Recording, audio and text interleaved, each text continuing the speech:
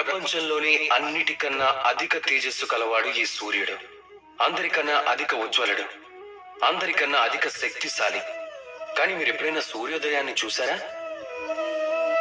ఇదే శక్తిశాలి అయిన సూర్యుడు ఎలా ఉదయిస్తాడో అని.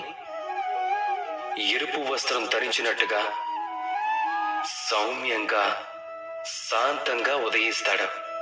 ఇంకా ఇదే ఒక గొప్ప వ్యక్తికి ఉండాల్సిన గుణం.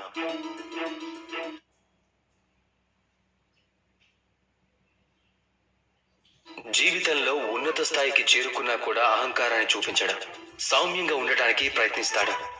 ఎప్పుడైనా జీవితంలో హాని జరిగినా అప్పుడు కూడా సౌమ్యంగానే ఉంటాడు.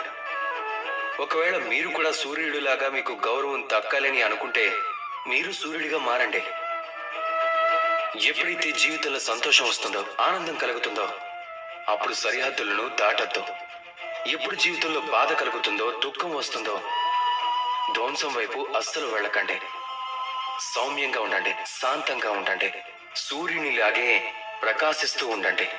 జీవితంలో ప్రతి క్షణంలాగే ఇది కూడా ఒక్క క్షణమే. ఒకవేళ ఇందులో మీకు సంతోషం కలిగినా లేదా ఇందులో మీకు దుఃఖం కలిగినా ఈ క్షణం కూడా వెళ్ళిపోతుంది. రాధాకృష్ణ.